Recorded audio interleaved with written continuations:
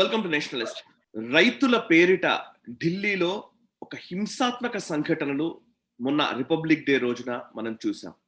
ఆ తర్వాత కూడా అంత హింసాయుతంగా కొన్ని శక్తులు, కొన్ని విద్రోహ శక్తులు అక్కడ ప్రయత్నాలు చేసినప్పటికీ ఇంకా ఆ ఉద్యమాన్ని సపోర్ట్ చేస్తున్న వ్యక్తులు, సంస్థలు, శక్తులు కొనసాగుతూనే ఉన్నాయి. అందులో ముఖ్యంగా లుటియన్స్ మీడియా ఇందులో ప్రముఖ పాత్ర వహిస్తున్నట్టుగా కనబడుతోంది. ఇంటర్నేషనల్ మీడియా దగ్గర నుంచి మన తెలుగు వార్తాపత్రికల వరకు, ప్రసార మాధ్యమాల వరకు అందరూ కూడా రైతుల ఉద్యమాన్ని గ్లోరిఫై చేసే ఒక ప్రయత్నం చేస్తున్నారు.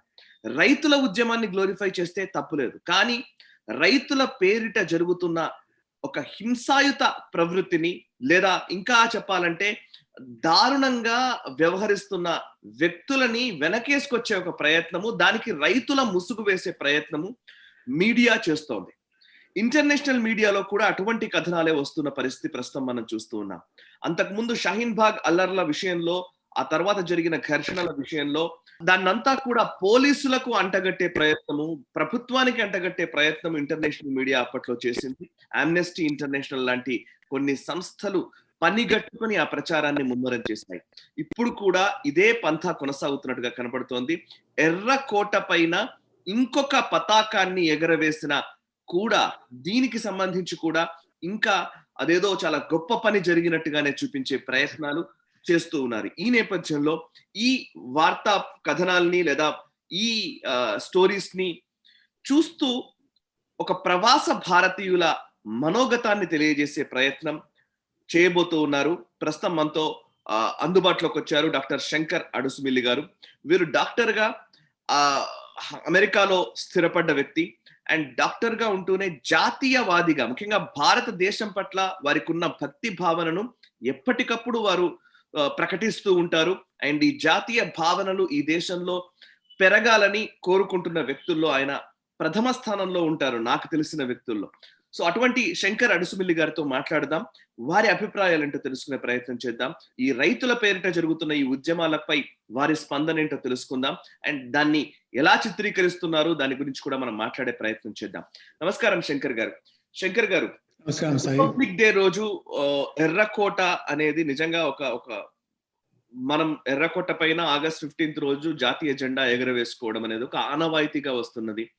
ఆ సింబాలిక్ గెస్చర్, దాన్ని తీసివేసే ఒక ప్రయత్నం కొంతమంది చేశారేమో అనిపిస్తుంది. మొన్న రిపబ్లిక్ డే రోజు వేరే ఒక మతానికి సంబంధించిన పతాకం అక్కడ ఎగరడం మనం చూసాం. అక్కడ త్రివర్ణ పతాకం మాత్రమే ఉండాల్సిన ప్లేస్ లో ఇంకొక పతాకం ఎగరడం మనం చూసాం. ఆ విజువల్స్ చూసినప్పుడు ఫస్ట్ మీకు ఏమనిపించింది? ఒక ప్రవాస భారతీయుడిగా మీ మనోగతం ఏంటి ఆ రోజు? చూడగానే 26 జనవరి అంటే మనకు చిన్నప్పటి నుంచి పెరిగాము రిపబ్లిక్ డే అని. ముందు రోజు నుంచే మనకు ఎగ్జైట్మెంట్ కానీ, గర్వంతో ఉప్పొంగిపోయే భావాలు కానీ మనకి అందరికి చాలా మందికి ఉంటాయి. అక్కడ night before August 14th night కానీ, జనవరి 25th నైట్ కానీ, we have those feelings about tomorrow is Republic Day అనుకున్నప్పుడు అప్పుడు ఆ రోజు. తర్వాత all of a sudden I saw early morning ఈ ర్యాలీ ఏమైంది, తర్వాత ఎర్రకోటలో పిక్చర్లు అని చూసాను. చూపిస్తాను ఒక ఎగ్జాంపుల్. అక్కడ శాంపుల్ చూడగానే నాకు అనిపించేసింది, మనము మన తల్లి తండ్రి దగ్గరికి పోయి, నువ్వు నన్ను ఏదో అన్నావు, మన పంపకాల్లో ఏదో తేడా వచ్చింది, అందుకని మన ఇల్లుని మనల్ని నిప్పంటి చేసి కాల్ చేస్తాను అని చేసినట్టుంది వాళ్ళ పని. దేశం అంటే మన ఇల్లు, అది ఎర్రకోట అనేది మన ఇల్లుకి ఒక సింబల్. అది తర్వాత 26th జనవరి ఆ డే అంటే మన సెలబ్రేషన్ డే, అంటే మన లిబరేషన్ డే, అంటే మన ఫ్రీడమ్ డే. అది ఆ రోజు మన ఇంటిని గొప్పగా చూసుకొని గౌరవించుకొని దాన్ని ఎట్లా అందరం కలిసి how can we grow together, దాన్ని నాశనం చేయడానికి the forces together took this day, this agitation as an advantage to malign the India, అంటే ఇండియాని డిఫేమ్ చేయడానికి ఇంటర్నేషనల్ లెవెల్లో, పర్టికులర్గా టార్గెటింగ్ ప్రజెంట్ గవర్నమెంట్, మోడీ గవర్నమెంట్ని. The ticket as an advantage the day to do it. Same thing ఫిబ్రవరిలో జరిగినట్టు. So it was done very intentionally తర్వాత వాళ్ళకి పర్మిషన్ ఇచ్చింది ఆ రోజు తప్పు. ఎందుకంటే ఇప్పుడు మనకి ఏదైనా ప్రాబ్లం ఉందనుకోండి, మన ఇంట్లో 4 సిబ్లింగ్స్ ఉంటారు, ఇంకొకరు ఉంటారు. ఇప్పుడు మన ఫాదర్కి ఏదైనా చేయాలనుకుంటాము, ఒక అకేషన్, ఒక సెలబ్రేషన్ అన్నారు. గొడవలు ఎన్ని ఉన్నా ఆ రోజు పోటాడతామా? లేదు కదా. ఆ పక్క రోజు ఇంకో రోజు చూసుకుంటాం కదా. వాళ్ళు ఆ రోజు చూసి వేసుకొని ఆ రోజు రెడ్ ఫోర్ట్కి వెళ్ళేసి జెండా లాగి జెండా పెట్టారంటే వాడికి ఏ రీజన్ ఉన్నా కూడా I don't give a damn. Farmer కానీ ఇంకోరు కానీ వాళ్ళకి ఏ రీజన్ ఉన్నా కూడా మనకందరి ప్రాబ్లమ్స్ ఉంటాయండి. మనిషి ఉన్న తర్వాత everyone has his own reason to complain or to ask for something else. అందరికీ అన్ని రకాల రీజన్లు ఉన్నాయి, ప్రతి ఒక్కరికి ఏదో ప్రాబ్లం ఉంటుంది. అందుకని చెప్పేసి ఉన్న ఇల్లుని తగలబెట్టేసుకొని ఆ రోజు అందరి కళ్ళలో పడి నోట్లో పడి మన ఇంటిని మనం దిగదార్చుకొని, నాకు తెలిసి అత్యంత దురదృష్టకరమైన చర్య అది, హీనమైన చర్య వాళ్ళు చేసింది అది. అగైన్ చెప్తున్నాను, ఆ పని ఎవరు చేసినా కూడా వాళ్ళని జైల్లో పెట్టేసి life long they need to show what they deserve. దాంట్లో క్వశ్చన్ లేదు. వాడికి 1,00,000 కార్లు ఉండొచ్చు. నేను ఫార్మర్ ఫ్యామిలీ, చిన్నప్పటి నుంచి నేను I was born in agricultural family and I grow up in the farms until I was 12. రైతులు ఎట్లా పడుతున్నారు, వాళ్ళ బాధలు అయితే నాకు చిన్నప్పటి నుంచి నేను పెరిగాను. నాకు ఎవరో చెప్పాల్సిన అవసరం లేదు, మీకు కూడా చెప్పాల్సిన అవసరం లేదు. మనం అంతా అక్కడ పెరిగాం అక్కడ. తర్వాత let put aside those 2 things, farmers bills, pros and cons, అవన్నీ మనం ఇంకొక డిస్కస్ చేయొచ్చు. కానీ గవర్నమెంట్ అంత ప్రయత్నం చేసినప్పుడు దే విల్లింగ్ టు కాంప్రమైజ్. తర్వాత ఒక 18 months వరకు సస్పెండ్ చేశారు. They were willing to talk about at every issue. అన్ని చేసినా కూడా వీళ్ళకి అదే రోజు పట్టుకొనేసి ఆ బ్యారికేడ్ ని బ్రేక్ చేసి అఫీషియల్ గా వాళ్ళు పర్మిట్ ఇచ్చింది కాకుండా దాన్ని తోసేసి ఫోర్ట్ మీదకి ఎక్కేసి పిక్చర్లు తీయించుకొని ఇంటర్నేషనల్ మీడియా బ్రోకర్లకు ఇచ్చేసి అందరి పేపర్లు రాయించుకొని ఏం సాధిద్దాం అనుకుంటున్నారు వాళ్ళు? What is their agenda? Agenda is to defame the present government and indirectly defame the India. ఇండియాలో చావోటిక్గా ఉంది, కేవోటిక్గా ఉంది, ఇండియా అంటే డిస్టర్బింగ్ గా ఎక్కువ ఉంది, ఎక్కడ దానికి ప్రశాంతం ఉండదు, గవర్నమెంట్ పట్టించుకోదు అని చెప్పడానికి అంతే. అది ఇట్స్ ఆబ్వియస్, ఎవరికన్నా కామన్ సెన్స్ నాట్ ప్రతి ఒక్కరికి అర్థమవుతుంది. దీన్ని ఈ మీడియాలో ఉన్న మూర్ఖులు చాలా మంది, మూర్ఖత్వం కాదు, I think they have an agenda, they want to do it the way so that they can defame present government అంతే. తెలియదు కాదు. Farmers issue pros and cons మనందరికీ తెలుసు. The biggest point what I observe is a lot of people who involved in taking all the farm product, not paying any compensation or any GDP gaani, GST gaani, taxes gaani, farmers ki exemption complete ga. కానీ వాళ్ళు ఎవరికైనా అమ్మినప్పుడు middle man ఉంటారు కదా, వాళ్ళ problem అదే కదా, middle man ఉండాలని చెప్తున్నారు. ఆ మిడిల్ మ్యాన్ ఈ ఫార్మర్ కొలాబరేషన్ కావచ్చు. ఆ మిడిల్ మ్యాన్ ఏంటంటే he has to display his pan card కదా కొన్నవాడికి. ఫార్మర్కి అవసరం లేదు. Middle man he has to display his pan card when he buys the produce, a product. అప్పుడు ఆ పాన్ కార్డులో రిఫ్లెక్ట్ అయినప్పుడు ఫార్మ్ ప్రొడ్యూస్ అంతా వీళ్ళకి వెళ్ళినప్పుడు automatically that will be recorded, they need to pay taxes. ఈ శక్తులన్నీ అక్కడ కూర్చుకున్నాయి అనమాట.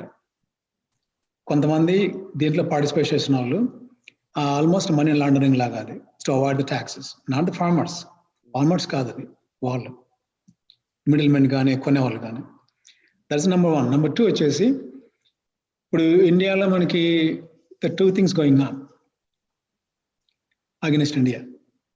వివేక్ అగ్నిహోత్రి అన్నట్టు అర్బన్ నక్సల్స్ అని, తర్వాత యాంటీ నేషనల్స్ ఉన్నావు కదా, వాళ్ళకి ఇండియా మీద ప్రేమ కంటే మిగతా కంట్రీస్ మీద ప్రేమ ఎక్కువ వాళ్ళకి. తర్వాత దానివల్ల ఇండియా మీద ద్వేషం ఎక్కువ వాళ్ళకి. ఇండియాలో ఉంటూనే అన్ని రాజు తీసుకుంటూనే ఎక్కడ సందర్భం వచ్చినా కూడా ఇండియాని డిఫేమ్ చేసి దెబ్బ కొట్టాలని చూస్తూనే ఉన్నారు వాళ్ళు.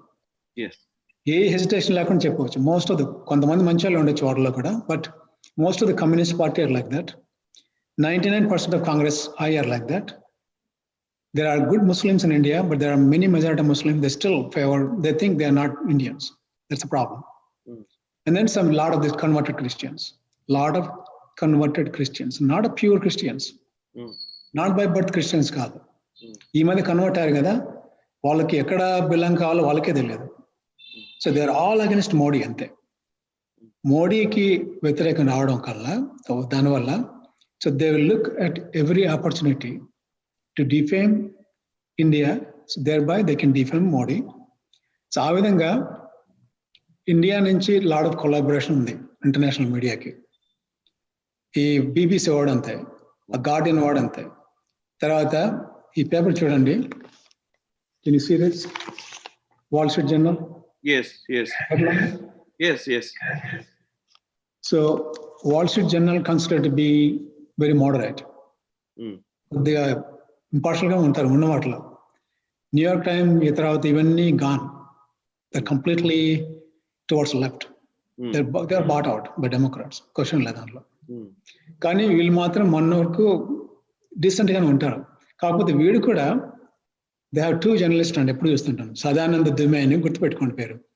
సదానంద దుమే ఒక ఆయన, తర్వాత తుంకు సుబ్రహ్మణ్యం, తుంకు వరదరాజన్ ఇద్దరు ఉంటారు ఎప్పుడు. వాళ్ళ ఆర్టికల్స్ వాళ్ళు రాస్తుంటారు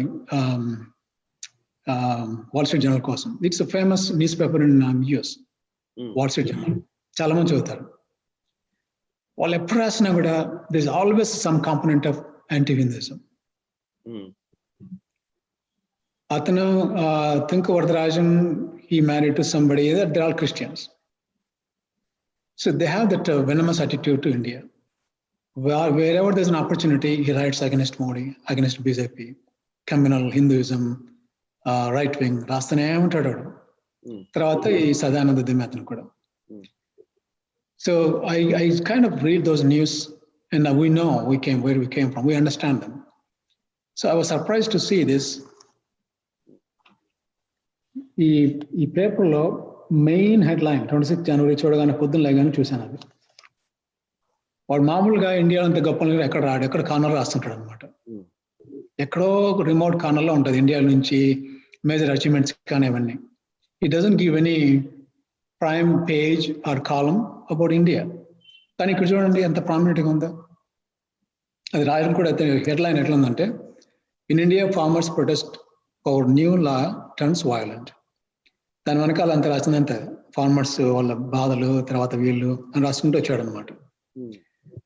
సో అంటే వీళ్ళకి ఎవరిచ్చారు ఈ న్యూస్? ఒకటి వీళ్ళకి సోర్స్ ఏమి? ఎర్లీ మార్నింగ్ 26 జనవరి నేను చూశాను. అది సోర్స్ ఏమి వాళ్ళకి అంటే వాళ్ళ కనెక్షన్ ఏంటి నాకు అర్థం కాదు ఇప్పుడు కూడా. సో పాజిటివ్గా ఉండే news you rarely see them. Anything to malign India as a whole, particularly BJP కానీ మోడీ గారి గురించి కానీ అంటే ఫ్రంట్ లైన్ వచ్చేస్తుంది అనమాట వెంటనే. And that is again followed by all other news papers.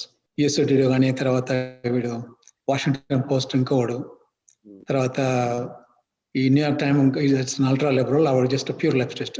We don't know what they are. There are anti Hindu something, ఏం లేదు, anti Indian particularly.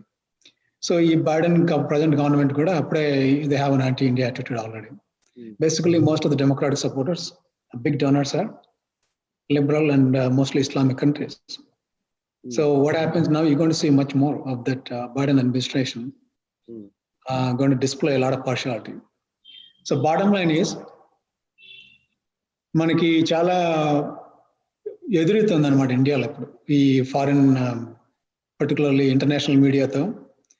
Because they have an agenda, they never going to be transparent, they're never going to be impartial. Anything they take, they will take an advantage out of any agitation కానీ, లేకపోతే plus are minus మన బాధలు మనకి ఏమన్నా కొన్ని details అవసరం లేదు వాళ్ళకి. ఆల్ దే ఎక్స్ట్రాక్ట్ ఈస్ ఇండియాని, మన గవర్నమెంట్ని, పర్టికులర్లీ మోడీ గారిని ఏ విధంగా అదర్ సైడ్ చూపించేసి యాజ్ డిక్టేటర్ కానీ, లేకపోతే కమ్యూనల్ ఫోర్స్ అని చూపించడానికి they are trying day and night. In extension of that, నాకు అన్ఫార్చునేట్ గా చెప్పండి వన్ మోర్ థింగ్ వచ్చేసి, నేను ట్విట్టర్ లో కూడా ట్వీట్ చేశాను సార్. న్యూయార్క్ టైమ్స్ రాసిన స్టోరీ. సో నేను ఈవెన్ మనం ఇంతకు ముందు కూడా బైడెన్ వెనకాల ఉన్న ఫోర్సెస్ వీటి గురించి కూడా మనం గతంలో మాట్లాడాం కాబట్టి, నేను ఇందులో ఏంటంటే మోదీ అండ్ బైడెన్ ఇద్దరిని పోల్చిన విధానం, అంటే పోల్చడం కాదు, సపరేట్ స్టోరీస్ ఇవి రెండు కూడా. నేను మోదీ గురించి రాసిన ఒక హెడ్లైన్ చదువుతున్నాను న్యూయార్క్ టైమ్స్. ఇది ఎప్పుడు చాలా రోజుల క్రితం వచ్చిందే. ఇది ఆల్మోస్ట్ February 25th, 2020. ఆ రోజు as Modi pushes Hindu agenda ఎ సెక్యులర్ ఇండియా ఫైట్స్ బ్యాక్. ఇది హెడ్లైన్ న్యూయార్క్ టైమ్స్ లో. Whereas 2021 January 23rd రోజు బైడెన్ గురించి ఒక story. In Biden's Catholic faith and ascendant liberal Christianity. ఇక్కడ సమస్య ఏంటంటే లిబరల్ క్రిస్టియానిటీ, అక్కడేమో లిబరల్ క్రిస్టియానిటీ వచ్చింది. క్రిస్టియానిటీ గురించి ఆయన పొగిడినా, ఆయన గురించి దాని గురించి చెప్పిన, అక్కడేమో లిబరల్ క్రిస్టియానిటీ, ఇక్కడేమో సెక్యులర్ ఇండియా ఫైట్ చేస్తోంది మోదీకి అగేన్స్ట్ గా. మోదీ ఏదో ఒక ఎజెండాని పుష్ చేస్తున్నాడు, హిందుత్వ ఎజెండాని. So same story. ఒకవేళ నిజంగా ఒక మతాన్ని ఆరాధించడం అనేది జరిగితే, అక్కడ అమెరికన్ ప్రెసిడెంట్ అయినా, ఇక్కడ ఇండియన్ ప్రధానమంత్రి అయినా ఒక మతాన్ని ఆరాధించడం జరిగితే దాన్ని రెండు ఒకే కోణంలో చూడాలి. కానీ అక్కడ బైడెన్ చేసేది గొప్ప అవుతుంది, ఇక్కడ చేసేది తప్పు అవుతుంది అనేలాగా చెప్పడాన్ని మీరు ఎట్లా చూస్తారు? లేదు సాయం, ఎప్పటి నుంచో జరుగుతుంది కదా అది. ఇండియా అంటే హిందూస్ గా చూస్తారు అంతే. వీళ్ళ ఆటలన్నీ ఇప్పుడు సాగడం లేదు. ఇప్పుడు మోడీ గారు వచ్చిన తర్వాత ఇంటర్నేషనల్ ఫండ్స్ కట్ చేయడము, ఈ మిషనరీస్ కట్ చేయడం కానీ, ఫండింగ్ కట్ చేయడం కానీ. So for all of them he is an enemy for them, common enemy అంతే. అందుకని ఎంత మంచి పనులు చేసినా కూడా they will not appreciate. It's never going to happen. మనకి ఇప్పుడు నేను హిందూ అని చెప్పుకుంటే మనం ఫానటిక్స్ అవుతాం. నేను క్రిస్టియన్ చెప్పుకుంటే, ముస్లిం అనుకుంటే then we are seculars. Then we say happy Christmas or happy Eid, whatever say, we want to wish them for sure. అట్లంటే మనం extremely good and secular people. అదే విధంగా how many people you see wishing you happy Shivratri, happy Diwali from these converted Christians, from most of these Muslims? How many you see? తర్వాత మన గురించి మనం చెప్పుకుంటే, తర్వాత ఇది హిందూయిజం గురించి దాని గురించి చెప్పుకుంటే మాత్రం then we look like communal force లాగా. అక్కడ ఇక్కడ ఎంత గురించి క్రిస్టియన్ గురించి చెప్పడం అంత గొప్పగా అనుకుంటారు. నేను క్యాథలిక్ని, అదే వాళ్ళని వీళ్ళని బయట నిలంతా అడ్వర్టైజ్ చేసుకుంటారు అనమాట. But Modi is not allowed to say I'm Hindu, proud Hindu. అలా అంటే మాత్రం నేను స్టాంప్ వేసేస్తారు అప్పుడక్కడ. ముందు నుంచి చూస్తున్నాం కదా. దానికి మీడియాలో కూడా ఒక ట్రెడిషనల్ క్రిస్టియన్ అంటే వాళ్ళకి ప్లస్ మార్క్ చేస్తారు అనమాట ఇక్కడ, ఈ ప్రెసిడెంట్ క్రిస్టియన్స్ కి. అది డిబేట్స్ లో కూడా ఒక పెద్దగా పాజిటివ్ గా ఆర్గ్యూ చేసుకుంటారు. అది ఒక దాన్ని మాత్రం. అదే మనం హిందూ చెప్పుకుంటే మాత్రం అది వెంటనే ఇదైపోతుంది. ఏది we become fanatic forces. So we're not allowed to say we are Hindu, proud Hindus. Anything else we say we are good liberals ante, or seculars. So ఈ secularism అనేసి మనకి it was invented in a way to just weaken Bharat forever, to weaken India forever, particularly Hindus ని convert చేయడానికి అంతే. It's a clear agenda. So మనం చేయగలిగింది ఏం లేదండి, take up front, question everybody, tell them we're not going to believe it anymore. We know your agenda, we know your motive behind it. We're not going to buy it. International media ni, I think hopefully a lot of people are realizing it. 80% of people don't believe it anymore. Okka paper చెప్పాను కదా, Wall Street Journal, that's the only newspaper considered to be kind of neutral. అది కూడా వాళ్ళకి bias ఉంది Hindus అనేసరికి.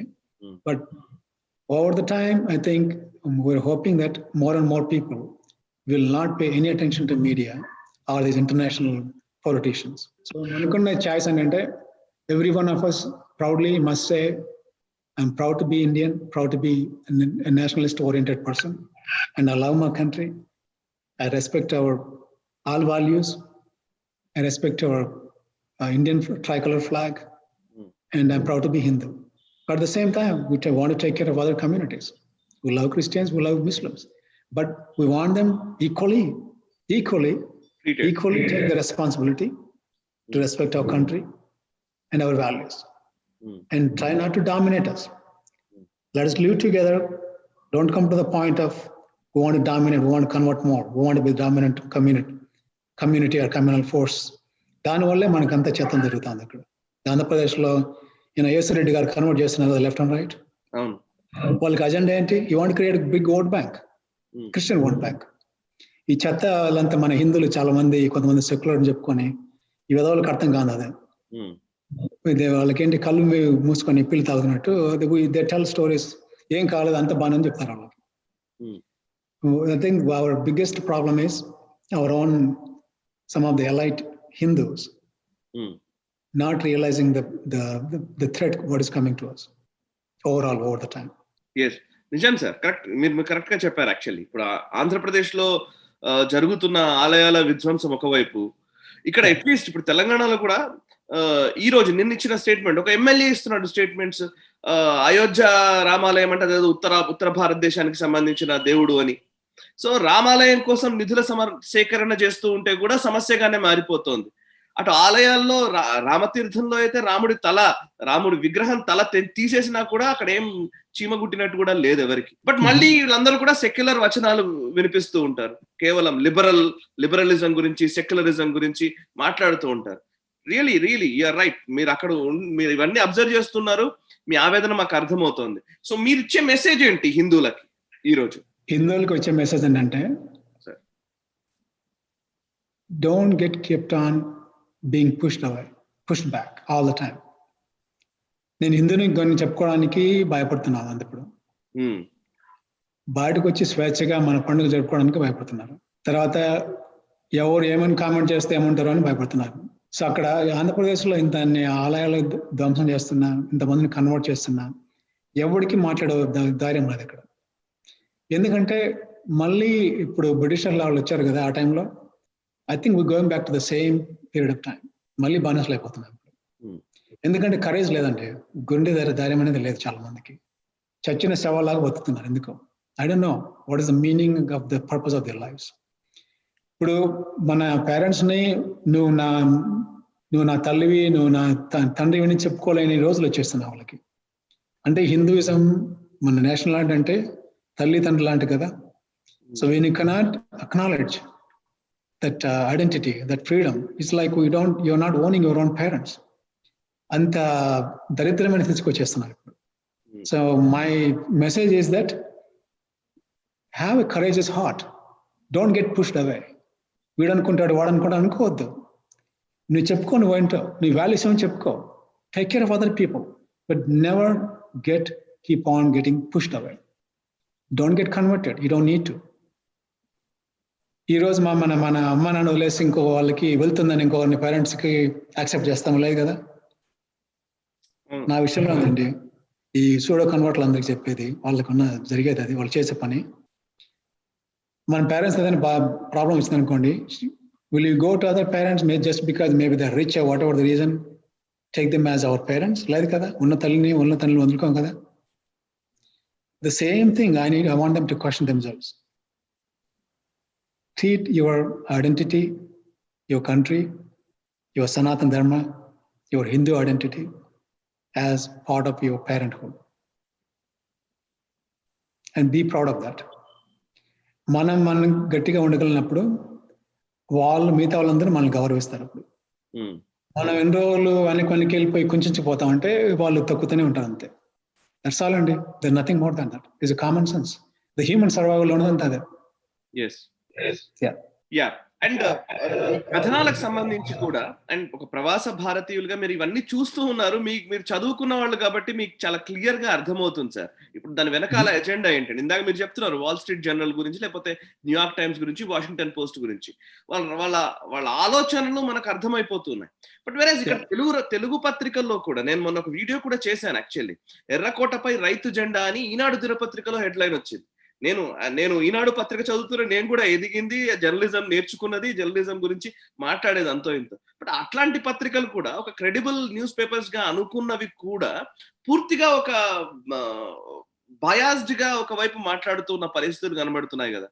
So వార్తా కథనాల్ని ఎట్లా చూడాలంటారు? I mean read between the lines అని ఎడిటోరియల్స్ వరకు చెప్పేవాళ్ళు. ఇప్పుడు మామూలు వార్తలకు కూడా రీడ్ బిట్వీన్ ద లైన్స్ అనుకోవాలా మనం? ఇప్పుడున్న ఇన్ఫర్మేషన్ ఏజ్ లో Sai, now we have information overload. Information ki takkuve ledu. Correct. My request is that never look newspaper information. They're not giving you information. They're giving their opinion, their bias. Yes. So they're just trash. You want to look for weather, look for newspaper. You want to look for travel time about a train or bus, look for newspaper. But don't look their opinions about a particular problem, what is going on in the government concord. ఏ పార్టీకి ఒకటి వాడి paper ఉంది. ఇప్పుడు వాడు ఆ పార్టీకి ఏది ఉపయోగం ఉంటాడో అదే రాసుకుంటాడు. ఇప్పుడు అట్లా అయిపోయింది అది. So the media is not anymore about a news.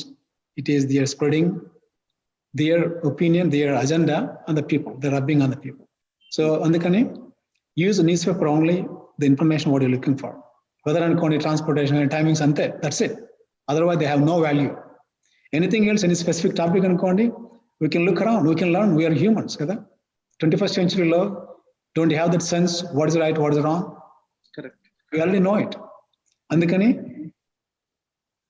keep away all the Saksi, all the newspapers, and full of bogus. They have nothing more to offer you. They don't let us to grow, and they are only to push agenda for other person. And Yesu Jagan garu malli chipini cheyadaniki వాళ్ళు try చేస్తూనే ఉంటారు అంతే, అంతకంటే ఏం లేదు ఇక్కడ. అందుకని trash all those newspapers. None of them have any value to any people. అదండి. My recommendation is that you can find all the research, all the information you need with a ton of different material by the different sources. You don't need those newspapers. So that is why we have a platform where, I mean, oka jatiyavada journalism ni meer aadarinchandi ani mana prekshakaలకు కూడా చెప్తున్నాం sir, Nationalist ప్రేక్షకులకు కూడా. So ఒక nationalistic approach తో కూడిన journalism ని ఆదరించాల్సిన time వచ్చింది అని అంటారు, right? If you give me choice, if I have a choice, for example,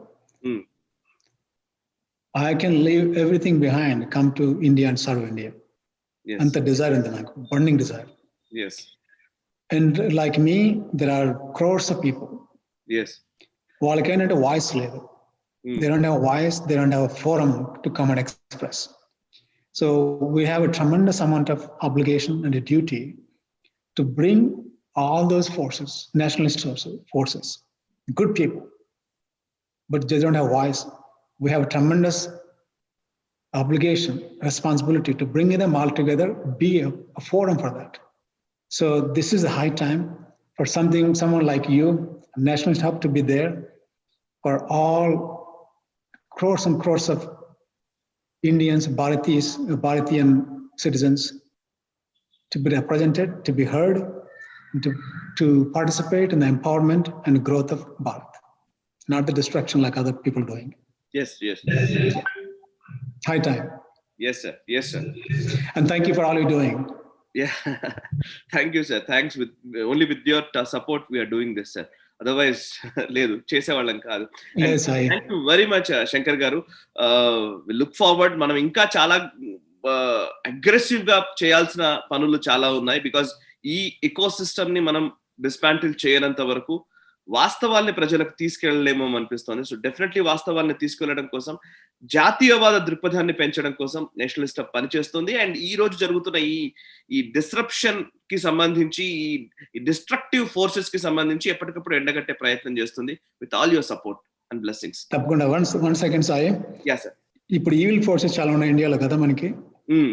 evil forces ఇప్పుడు లెఫ్టిస్ట్ కానీ, వీడు అనుకోండి, వాడు అనుకోండి, ఈ కన్వర్ట్ మిషనరీస్ అందరూ, ఈ తర్వాత టెర్రరిస్టులు కానీ, వీళ్ళందరూ వాళ్ళంతా వాళ్ళకే అంత వాయిస్, అంత ఇన్ఫ్లుయెన్స్ ఉన్నప్పుడు, మంచిగా పుట్టి మంచిగా ఉండి ఎల్లప్పుడూ అందరు మంచి కొనుక్కోవాలి, మనకెంత ఉండాలి వాయిస్, మనకెంత ఉండాలి పవర్.